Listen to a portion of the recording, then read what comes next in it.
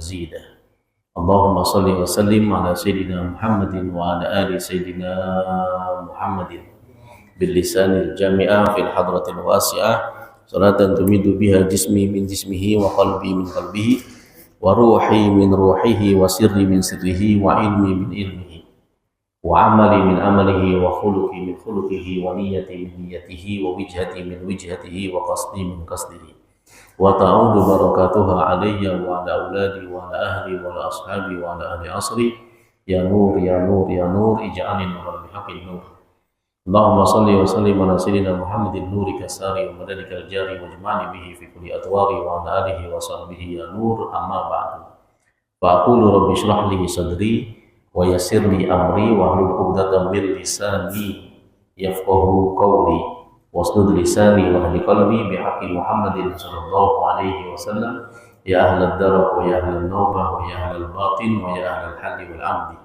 نويت التعلم والتعليم والتذكر والتذكير والإفادة والاستفادة والنفع والانتفاع والحق والتمسك بكتاب الله وسنة رسوله والدلالة على الخير والدعاء إلى الهدى ابتغاء لوجه الله ومرضاته وثوابه وقربه تعالى.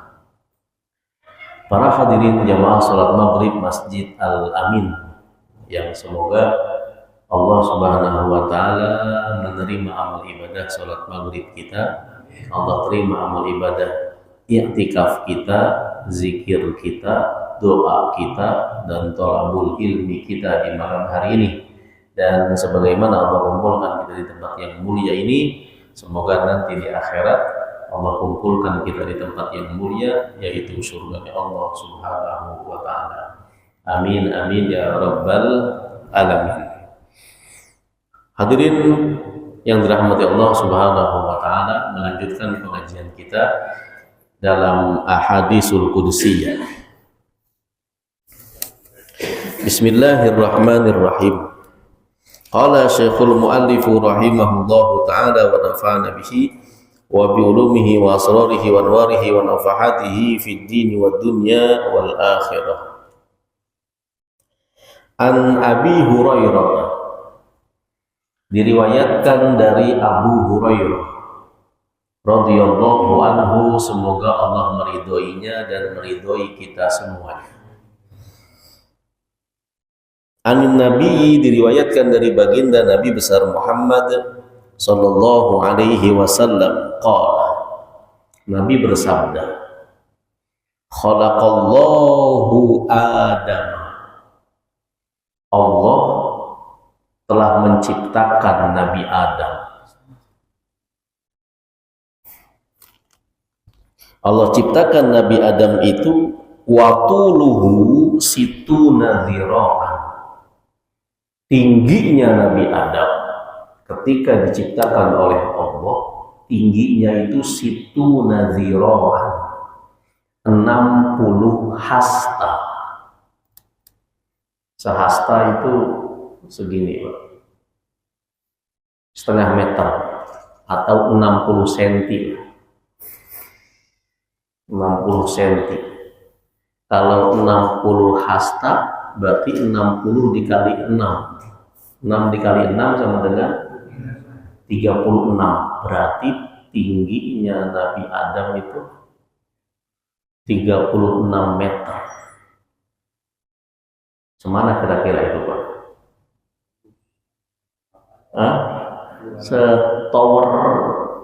Tower seluler berapa itu? Tiang itu. Ya, ini dari sini berapa meter nih? 4 meter. 4 aja udah segini. Berarti 10 tingkatnya masjid ini, atau 9 tingkatnya masjid ini. Itu tingginya Nabi Adam.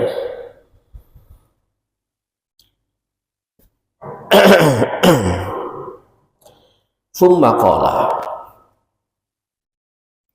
kemudian setelah Allah menciptakan Nabi Adam, waqala, summa qala, kemudian Allah berfirman, idhab, pergilah engkau wahai Adam, berangkatlah engkau wahai Adam, Fasallim ala ulaika minal malaikati, berilah salam kepada sekelompok malaikat yang sedang berkumpul di langitnya Allah Subhanahu wa taala. Fastami' ma yuhayyunaka, lalu dengarkan apa yang mereka ucapkan kepadamu sebagai penghormatan untukmu.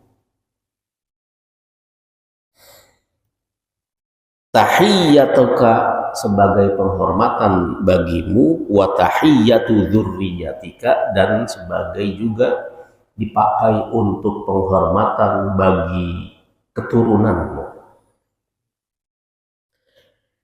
Faqala, lalu Nabi Adam berkata kepada para malaikat itu, dia laksanakan perintah Allah untuk memberi salam.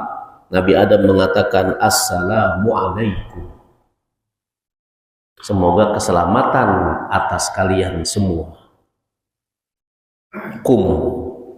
Faqalu, para malaikat pun menjawab. Apa jawabannya malaikat? Assalamu alaika warahmatullahi. Ada tambahan apa?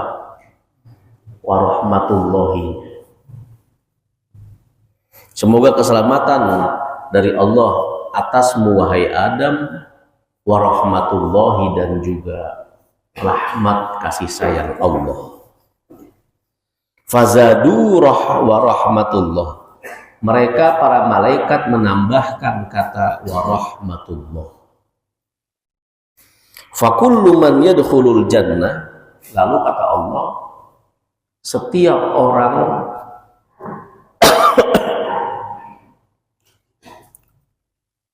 kata Rasulullah, setiap orang yang masuk surga nanti di hari kiamat, semoga Allah masukkan kita ke dalam surga. Nanti ketika kita masuk surga itu, kata Nabi, ala surati Adam, sama seperti bentuknya Nabi Adam. Berapa tadi tingginya? Kurang lebih 36 meter. Terberubah kita. Yang tadinya pendek-pendek ntar jadi tinggi. Yang tadinya kurus-kurus jadi besar. Sama dengan bentuknya Nabi Adam, hanya saja sekarang ini di dunia, kata Rasulullah, falam yazalil khalqu yang kusu hatal an. Hanya saja dari zaman Nabi Adam sampai sekarang ini, yang namanya makhluk itu berkurang bentuknya. Semakin pendek, semakin pendek. Hatal an, sampai sekarang. Berbeda dengan bentuknya Nabi Adam alaihi salam.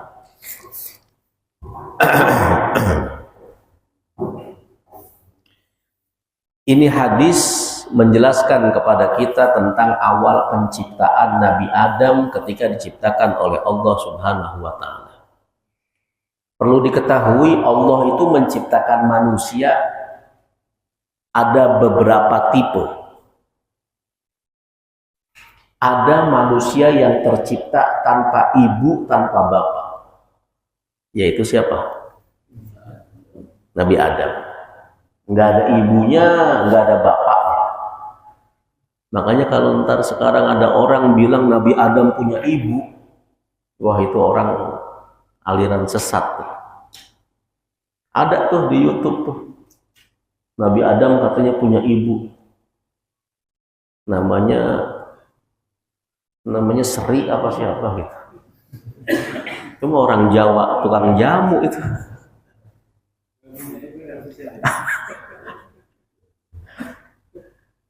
Nabi Adam itu makhluk yang penciptaannya tanpa ibu, tanpa bapak.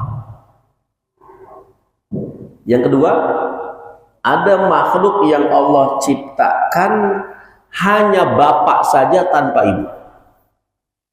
Ada bapaknya, nggak ada ibunya. Siapa dia? Siti Hawa. Siti Hawa itu tercipta dari tulang rusuknya Nabi Adam, tercipta dari anggota tubuhnya Nabi Adam, tulang rusuknya diambil oleh Allah satu, diciptakanlah Hawa. Maka namanya Hawa, yang artinya sesuatu yang hidup, karena dia tercipta dari sesuatu yang hidup. Sedangkan Adam dinamakan Adam karena emang dia kulitnya itu semu-semu putih kecoklatan gitu. Kayak siapa di sini ya? Nggak ada yang mirip Roman itu.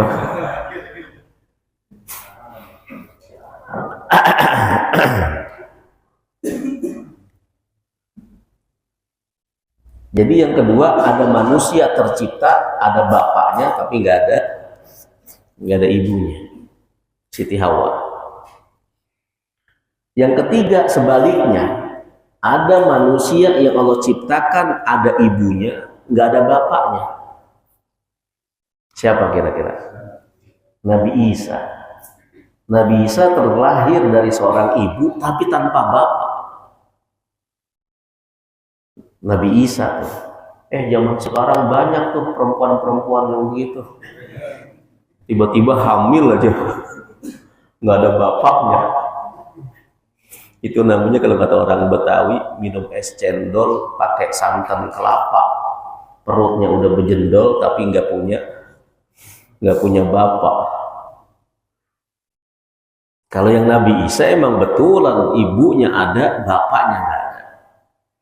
Nah, ada tipe yang keempat, manusia diciptakan Allah, ada bapaknya, ada ibunya, yaitu ya kita semuanya ini. Ada bapaknya, ada ibunya. Tapi kalau Nabi Adam tanpa bapak, tanpa ibu.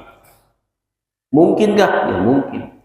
Karena Allah itu idza arada syai'an ayyaqula lahu kun fayakun. Tinggal Allah bilang kun fayakun. Nah, Nabi Adam diciptakan oleh Allah itu dari tanah.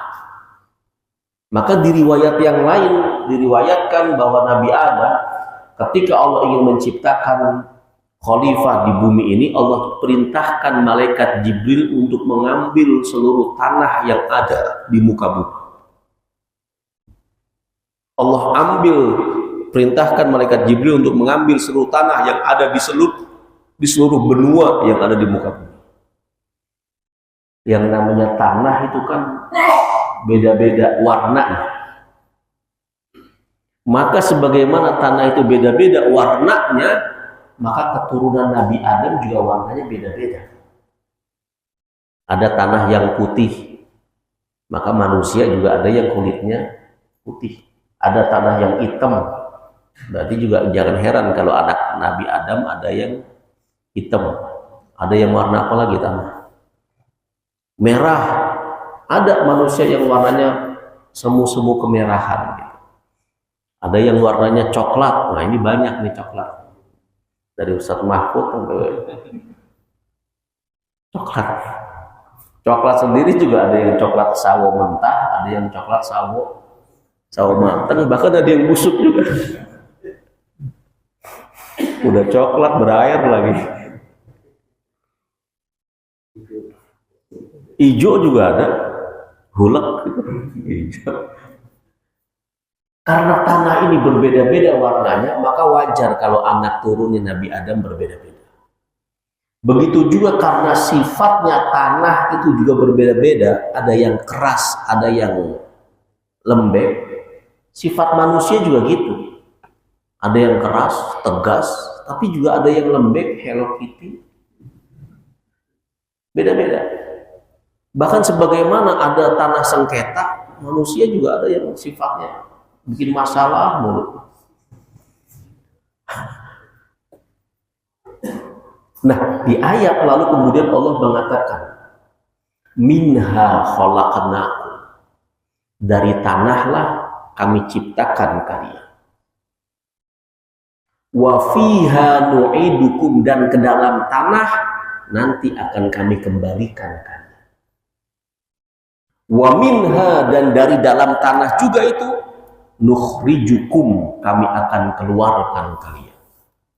Kita tercipta dari tanah, nanti mati akan masuk ke dalam tanah, lalu kemudian nanti akan dibangkitkan lagi dari dalam tanah. Maka kemudian sebagian ulama mengatakan, dari tanah mana engkau tercipta, maka ke tanah itu pula engkau akan masuk ke dalamnya. Jadi kalau ada orang kok mati dikuburin di Jonggol, berarti dia tercipta dari serpihan tanah Jonggol. Dan orang itu akan didekatkan ke tempat dia nanti kembali di tanah, dia akan kembali karena dari tanah itu dia diciptakan. Maka jangan heran, kita kan dari mana-mana ini, tapi Allah kumpulkan kita di mana? Di Jonggol. Berarti bisa jadi kita tercipta dari tanah Jonggol. Ada orang Jawa, ada orang Padang, ada orang Sumatera, ada orang, tapi Allah dekatkan kita ke satu tempat di mana kita akan kembali, yaitu di Jonggol. Wa minha nukhrijukum, dan dari tanah itu juga nanti kita akan dibangkitkan, dikeluarkan lagi, dibangkitkan oleh Allah di hari kiamat nanti. Nah, kembali ke penciptaan Nabi Adam, ketika Allah perintahkan malaikat Jibril itu mengambil tanah-tanah yang ada di bumi, lalu kemudian tanah itu dicampur semuanya, kemudian menjadi seperti tanah liat supaya bisa dibentuk. Habis dari tanah liat itulah lalu kemudian dibentuklah prototipe Nabi Adam. Lalu dibiarkan itu beberapa waktu lamanya sehingga mengeras. Begitu pas mengeras itu jasadnya Nabi Adam belum ada rohnya. Diletakkan di salah satu ruangan yang ada di langitnya Allah. Begitu lagi diletakkan belum ada nyawanya, iblis lewat. Terus ngelihat, loh, ini makhluk baru nih. Bentuknya kok lebih bagus daripada saya. Kalau iblis itu kan ada buntutnya di belakang. Lah kok ini buntutnya di depan nih. Beda nih sama saya. Kalau saya ada tanduknya. Ini dia kok nggak ada nih. Lebih bagus nih. Makanya kata Allah, laqad khalaqnal insana fi ahsani taqwim. Kami ciptakan manusia dalam sebaik-baik bentuk. Karena Nabi Adam itu ganteng, indah. Hanya kesininya aja, sebagaimana kata Nabi tadi, berkurang. Tadinya mancung, ada pesek akhirnya. Tadinya tinggi, berkurang, akhirnya pendek.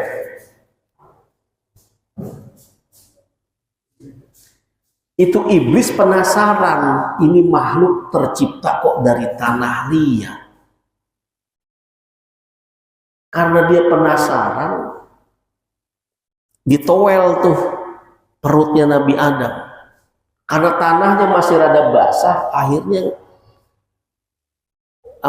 itu membentuk satu cekungan yang kita kenal dengan puser itu. Nah, habis ditowel sama iblis.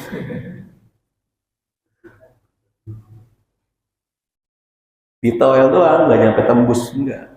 Ya makanya kan ada cekungannya. Setelah kering baru kemudian Allah beri nyawa. Wa nafakha fihi ruh, Allah tiupkan ruh dari ubun-ubun. Yang pertama kali kemudian bergerak mata, melek, bisa berkedip. Begitu nyampe di hidung, terus ke mulut, Nabi Adam bersin ketika itu. Ya, mungkin masih banyak sisa-sisa tanah kali ya.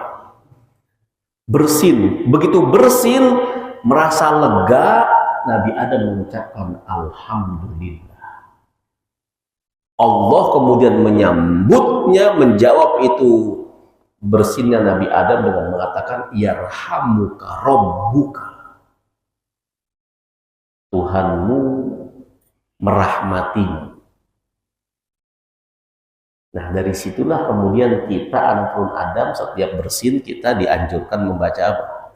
Alhamdulillah. Yang dengar dianjurkan mendoakan dengan mengatakan yarhamu Allah. Kalau yang bersin laki-laki, kalau yang bersin perempuan yarhamu killah. Kalau bencong yarhamu apa?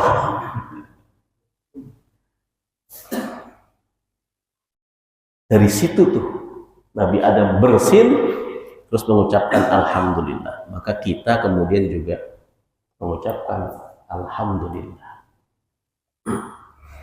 Lalu sekujur tubuhnya kemudian bergeraklah setelah ditiupkan yang namanya ruh.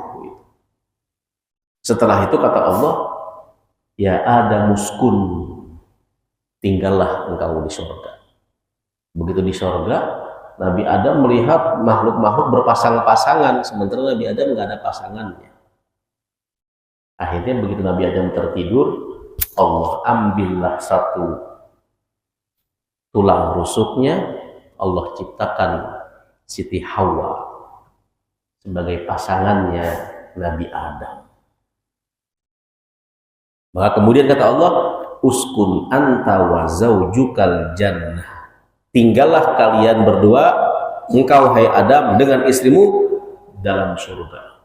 Tapi ingat, wala taqraba hadhihi syajarah. Jangan kalian dekati, hai berdua Adam dan istri, jangan kalian dekati pohon ini. Allah nggak bilang itu pohon khuldi, pokoknya pohon ini aja. Allah cuma bilang wala taqraba hadhihi syajarah. Jangan dekatin ini pohon. Dekatinnya aja jangan, apalagi makan, apalagi metik buahnya. Terus siapa yang namain itu pohon-pohon khuldi? Iblis. Ketika Nabi Adam itu diperkenalkan di hadapan para malaikat, di-launching oleh Allah Subhanahu wa taala, inilah khalifahku yang baru yang nanti akan tinggal di bumi, kalian berilah hormat pada Adam dengan cara tunduk, sujud. Semuanya bersujud kecuali siapa? Kecuali iblis. Dia nggak sujud karena dia merasa lebih baik dari Adam. Lalu kemudian Allah mengusir iblis dari sorga.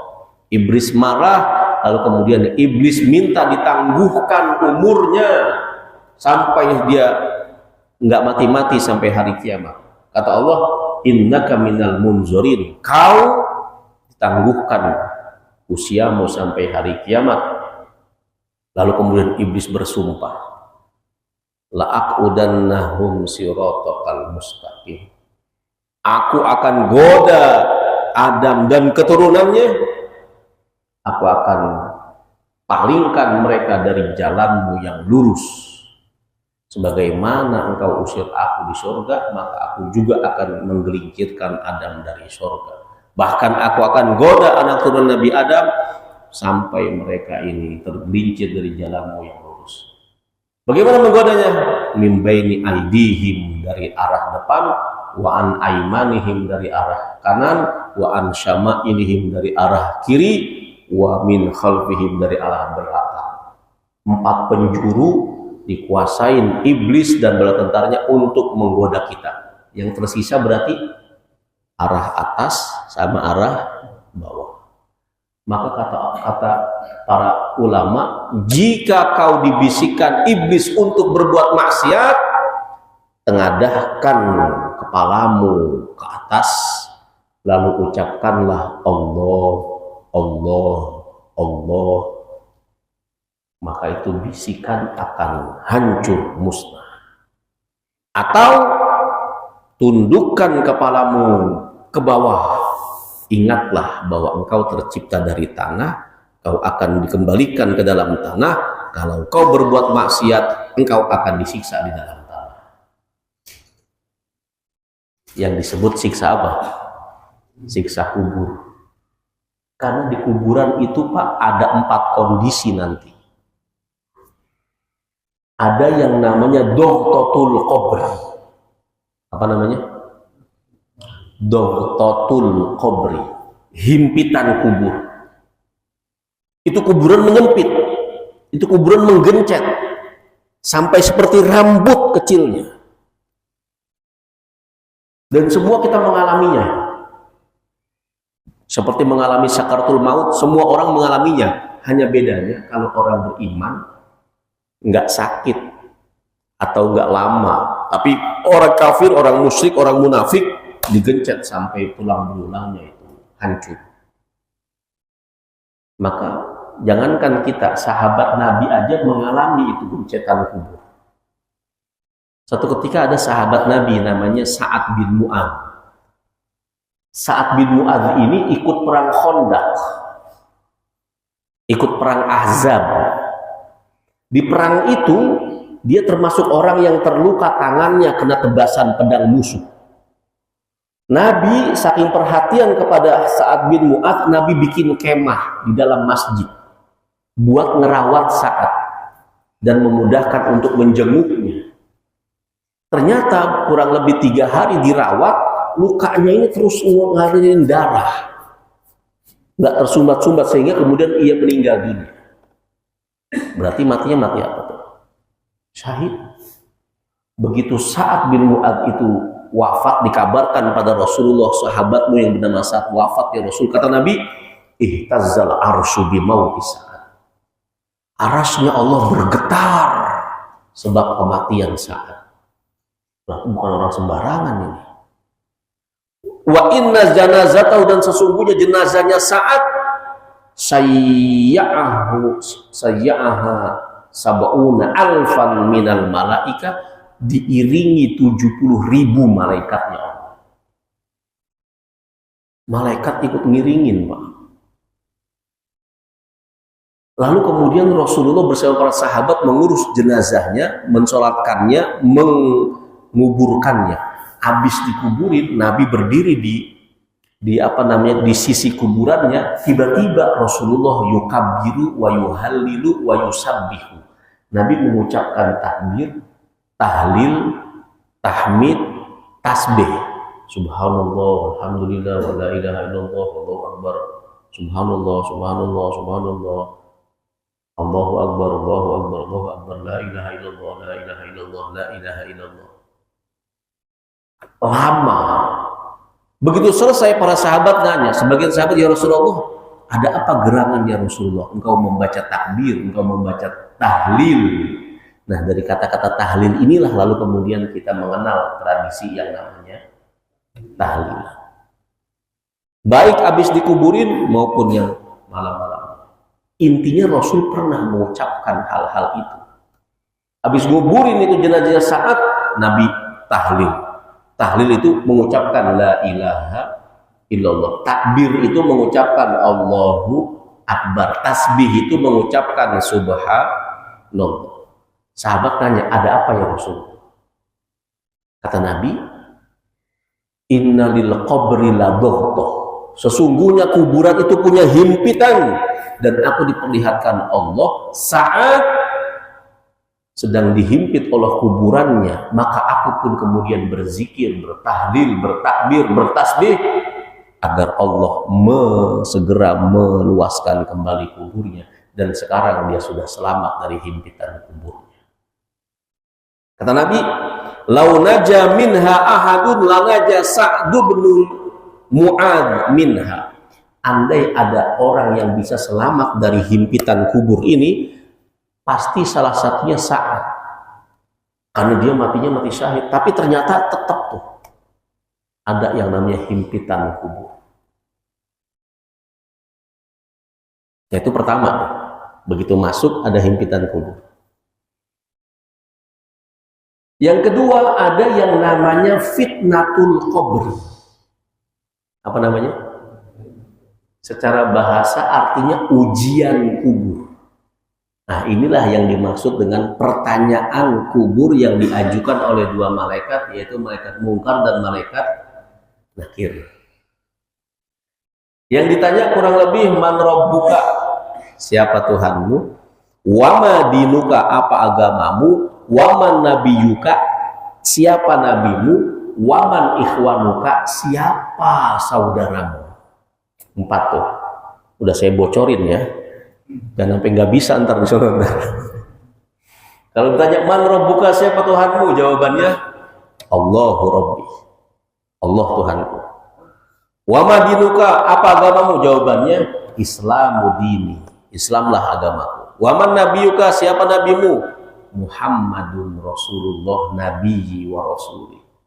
Siapa saudaramu? Jawabannya apa? Ustaz Mahfud itu. Ya Ustaz Mahfud saudara kita juga. Menjawabannya muslimin wal muslimat, mukminin wal mukminat. Udah kita itu ya, udah kita bocorin nih. Soalnya maupun jawabannya udah kita anu ya. Besok jangan nyontek lagi udah. Kalau kita selamat bisa jawab itu pertanyaan, tapi sebelum malaikat mungkar nakir datang tuh ada satu malaikat dulu. Namanya malaikat Ruman. Malaikat apa? Ada malaikat Ruman datang dulu sebelum malaikat mungkar nakir datang bangunin kita. Bangun. Begitu kita bangun, terus kata itu malaikat, uktubil hasanah. Tulislah amal-amal baikmu. Karena sebentar lagi malaikat mungkar nakir akan datang ke sini. Kau tulis amal baikmu. Dia ngomong, nggak punya pulpen kat malaikat. Kata malaikat, ya dasar dulu waktu ngaji di dunia nggak pernah bawa pulpen sih.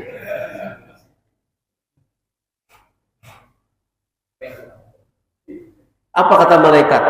Uktub bi usbu'ika. Tulis dengan ini, apa namanya ini? Telunjukmu yang dulu kau pakai waktu sholat untuk mengucapkan asyhadu an la ilaha illallah. Makanya ini telunjuk sakti nih. Ada cahayanya nih. Maka nggak boleh dalam sholat kita ganti nih. Tentang zaman konten kreator ganti dengan jempol. Nggak boleh itu. Harus telunjuk. Ntar dia akan nulis. Begitu dibilang sama malaikat tulis dengan jarimu, dia masih ngomong, nggak punya buku kertas. Ya dasar emang ngaji kuping, ngaji nguping doang, nggak pakai kertas, nggak pakai pulpen. Kata malaikat, tulis di kain kafan. Makanya kain kafan tuh warnanya apa? Putih kayak kertas. Jangan coba-coba ganti dengan warna hitam. Putih. Apalagi batik. Jangan pakai batik. Tentang konten kreator mati pakai batik mintanya. Enggak. Setelah selesai ditulis, baru tuh mungkar nakir datang nanyain tuh pertanyaan. Kalau kita bisa menjawab pertanyaan kubur, maka episode selanjutnya nikmatul qabr. Kita akan dapat nikmat kubur. Kata malaikat, nim, tidurlah engkau. Naumal arus, seperti tidurnya pengantin yang penuh dengan kedamaian, penuh dengan keindahan, karena kuburmu telah dilapangkan dan telah dijadikan taman surga sampai hari kiamat.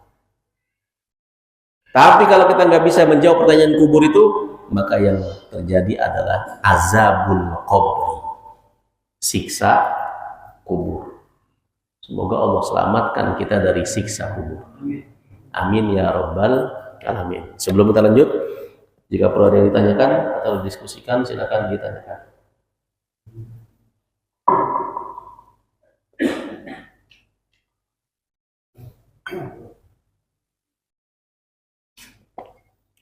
Ada?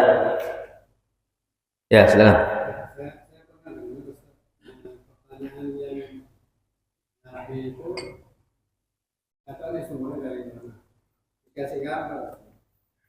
Ini siapa? Oh ya, riwayat lain menyebutkan dihadirkan.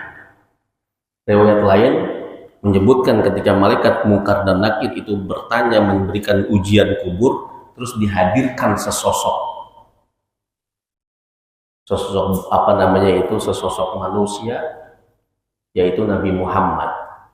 Maka kemudian dia ditanya, kau kenal siapa ini? Kalau yang orang kafir akan menjawab, la daroitu, aku nggak tahu dan nggak kenal. Tapi kalau orang yang beriman dan beramal soleh, dia akan kenal. Dia akan kenal. Imannya akan membantu dia untuk menjawab itu. Sesuai sebagaimana firman Allah Subhanahu wa taala, yusabbitullahu alladzina amanu bil qawli tsabiti fil hayati dunya wa fil akhirah. Allah akan menguatkan dan akan mengokohkan iman dan hati orang-orang yang beriman bil qawli tsabit, dengan jawaban yang kokoh fil hayati dunya, baik di dunia maupun di alam barzakh, di akhirat. Nah, ini ayat ini turunnya itu ketika para sahabat menangis, bersedih, mikirin pertanyaan kubur nanti. Ketika itu Rasulullah baru selesai menguburkan anaknya, namanya Ibrahim, di Madinah. Lalu Nabi mentalkin, hai Ibrahim, nanti kalau ada malaikat jawab begini. Setelah itu ternyata para sahabat, karena Rasulullah sambil bersedih, para sahabat juga ikut sedih. Tapi dari antara orang yang sedih itu ada tangisan yang keras, yaitu Umar bin Khattab. Sampai kata Nabi, "Hei Umar, apa yang membuatmu menangis?" Dengan suara yang keras, kata Umar, "Saya mikirin ya Rasulullah, bagaimana nanti Ibrahim aja yang masih kecil, ternyata engkau talqin ya Rasulullah, padahal dia belum punya dosa, belum ada catatan dosanya, dia masih kecil, belum balik. Tapi yang lebih beruntung, Ibrahim ditalqin oleh engkau, orang yang paling mulia. Aku mikirin bagaimana nanti aku Umar, orang yang udah tua, catatan dosaku pasti banyak, catatan salahku juga banyak. Bagaimana nanti aku akan menjawab pertanyaan kubur? Sementara bisa jadi yang mentalkinku bukan engkau ya Rasulullah. Aku khawatir itu terjadi." Sahabat tambah kepikiran, bagaimana juga ia nanti. Betul juga Umar. Saat mereka itu sedang bersedih, turunlah itu ayat, yusabbitullah. Nggak usah khawatir, orang-orang beriman akan dikuatkan oleh Allah imannya dan hatinya bil qawli tsabit, dengan jawaban yang kokoh, baik di dunia maupun di akhirat, di alam barzakh sampai di akhirat.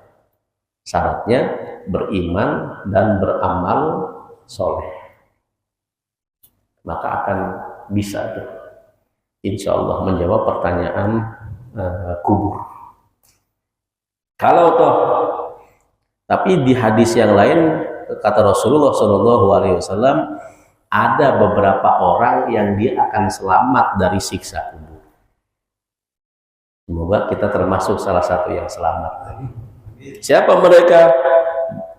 Kata Nabi, satu, imamun adil, pemimpin yang adil. Pemimpin yang baik, dari pemimpin RT, RW, lurah, camat, bupati, gubernur, presiden. Kalau dia adil, dia berpeluang untuk selamat dari siksa kubur. Kalau adil tapi dia. Kalau korupsi MBG ya nggak tahu. Imamun adil. Yang kedua, kata Nabi, muazzinun muhasibun. Seorang yang hobinya azan, yang suka azan, tapi dia hanya mengharap pahala dari Allah, ikhlas lillahi ta'ala, nggak mengharap bayaran. Nah, itu orang yang azan tuh, dia ikhlas, nggak mengharap bayaran. Nah, itu dia berpeluang selamat dari siksa kubur. Yang ketiga, orang yang selamat dari siksa kubur juga dalam hadis tersebut, waman mata lailatal jum'ah au yaumal jum'ah, orang yang mati di hari malam Jumat atau di hari Jumat. Nah, itu tuh, mati di malam Jumat atau di hari Jumat. Nah, semoga kita bisa termasuk salah satunya tuh. Amin ya rabbal alamin. Ini malam apa ini? Malam Minggu. 4 hari lagi tuh. Ada yang mau duluan? Itu beberapa tahun lalu ada orang di Madura, saking pengennya dia selamat dari siksa kubur, pas dia sakit dia nazar. Sakitnya udah parah, orang-orang juga udah menyangka dia akan meninggal dunia. Ya, dan itu pas hari malam Jumat, orang-orang udah pada datang ke rumah. Lalu kemudian dia bernazar, ya Allah saya nazar, kalau saya bisa mati malam Jumat atau hari Jumat, maka orang-orang yang ada di rumah saya ini, pokoknya saya siapin duit 1 miliar. Wah, dia nazar begitu tuh. Kalau dia mati dalam malam hari Jumat atau malam Jumat, 1 miliar buat yang hadir semua ini. Wah, kira-kira yang pada hadir doain gak tuh? Mati lu. Saking pengennya wafat di hari Jumat atau malam Jumat, sampai dia nazar. Begitu. Ada lagi yang tanyakan? Ya, silakan. Ada beberapa tipe orang gitu. Jadi tipe yang pertama dia rajin sekali sholatnya gitu. Allahnya baik, tapi Allahnya sendiri korupsi lah seperti tadi diinformasikan gitu ya. Apa segala macam. Tapi ada juga yang memang dia dalam tanda kutip mungkin jarang sekali sholat, paling Jumat saja gitu ya. Tapi dia memang baik sekali gitu menolong apa segala macam. Kalau tipe yang seperti itu kira-kira hukumnya seperti apa sih pada saat nanti mungkin meninggal ya. Yang jelas begini. Pertama, Rasulullah itu berpesan dengan pesan yang simpel tapi enak, melegakan dan memotivasi kita. Kata Nabi, kun muhsinan. Kalian itu hai umat Islam selama hidup di dunia, jadilah orang yang baik. Muhsin itu orang yang berbuat baik, artinya amalnya baik. Kata Nabi. Terus sahabat nanya, ya semua orang juga merasa dirinya baik ya Rasulullah. Ya kan? Tiap-tiap kita pasti merasa diri, saya orang baik, padahal pelitnya bukan main. Kata Nabi, pas ditanya, bagaimana kita tahu bahwa kita ini sudah termasuk ke dalam golongan orang-orang yang muhsin, orang-orang yang sudah berbuat baik? Kata Nabi, sal jiranak. Tanyakan kepada tetangga-tetanggamu. Kalau mereka bilang engkau itu orang baik, berarti engkau sudah masuk kategori orang yang baik. Maka kalau kita mau tahu diri kita ini baik apa enggak, cari tahu aja cari info dari tetangga kita.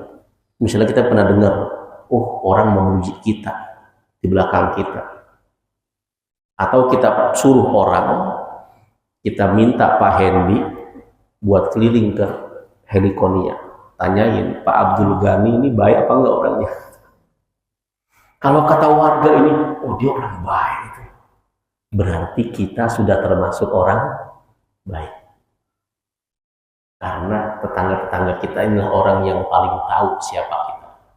Kalau kita udah dianggap orang baik, maka Allah begitu kita meninggal dunia juga akan kemudian memvonis kita orang baik.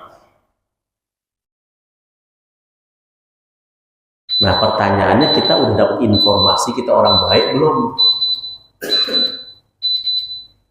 Makanya kemudian ketika Rasulullah SAW ada jenazah yang lewat dulu, kata Nabi, wajabat. Ini orang wajib nih lewat. Ada lagi lewat, wajabat, wajib nih orang ini. Para sahabat Umar bingung nanya, maksudnya wajib naon ya Rasulullah? Yang tadi lewat wajib, yang ini lewat wajib. Yang pertama tadi ketika lewat, kata Nabi Muhammad, ketika itu jenazah melewati kita, kalian memuji dia.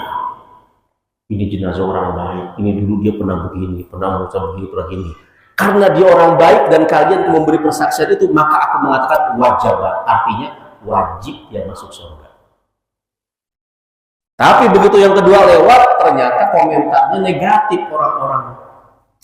Maka kemudian aku mengatakan wajib ini orang masuk neraka. Terus kata Rasulullah, man syahidalahu, barang siapa ketika meninggal dunia ada orang yang bersaksi bahwa dia orang baik minimal 4 orang, maka dia udah termasuk orang baik, wajib masuk surga. Umar nawar, kalau yang bersaksi cuma 3 ya Rasul, termasuk gak ya Rasul? Kata Nabi, iya termasuk. 3 bolehlah 3. Umar masih nawar lagi, kalau cuma 2 ya Rasulullah. Nabi saking baiknya terus kemudian 2 juga nggak apa-apa. Cuman Umar nggak nawar lagi habis itu tuh. Andai nawar lagi aja. Kalau 1 ya Rasulullah. Tapi Umar nggak nanya lagi, mungkin udah nggak enak. Andai ditawar lagi, kayaknya mah dikasih sama Rasulullah. Maka dari sini kemudian kata ulama, kalau kita meninggal dunia, terus minimal ada 2 orang yang berani bersaksi kita orang baik, wah itu udah insya Allah jaminan surga. Amin ya Rabbal. Maka biasanya kita kalau mau sholat jenazah kan biasanya ada yang begitu. Wahai para jamaah sekalian, persaksikanlah apakah ini jenazah orang baik? Terus jawaban kita apa? Enggak. Kalau emang dia nggak baik, nggak apa-apa jawab gitu Pak. Ini orang misalnya udah saking parahnya, saking zolimnya, sohelikonia semua pernah kena korban kejahatannya. Terus begitu dia mati kita bersekombak bersama-sama. Apakah ini jenazah min ahlil khair? Enggak. Nggak apa-apa tuh kita jawab gitu. Minimal agar jadi shock terapi buat yang pada yang masih hidup. Waduh, nggak ada yang bersaksi orang baik. Ntar kalau saya mati bagaimana? Akhirnya dia jadi memperbaiki diri gitu. Cuman di kita biasanya orang Indonesia nggak tegaan. Begitu ditanya apakah ini orang baik, semuanya baik. Paling yang bilang nggak baik, nggak baik. Karena orang Indonesia itu dia nggak tegaan orang. Begitu. Nah nanti orang itu ketika dia dibangkitkan di hari kiamat kan ditimbang tuh amalnya. Kalau lebih berat amal baiknya, masuk surga dia. Kalau lebih berat amal buruknya, masuk neraka dia.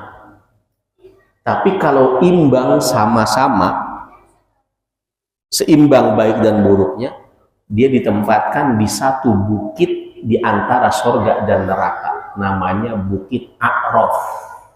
Namanya apa? Makanya dalam Al-Quran ada surat apa? Al-A'raf.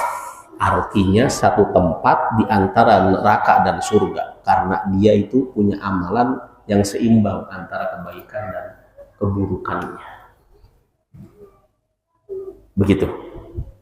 Semoga Allah Subhanahu wa taala menjadikan kita penduduk surganya Allah bila hisab wala adzab. Amin ya rabbal alamin. Terima kasih atas segala perhatian. Mohon maaf atas segala kekurangan. Kita tutup dengan doa kafaratul majlis. Subhanakallahumma wa bihamdika asyhadu an la ilaha illa anta astaghfiruka wa atubu ilaik. Wassalamualaikum warahmatullahi wabarakatuh.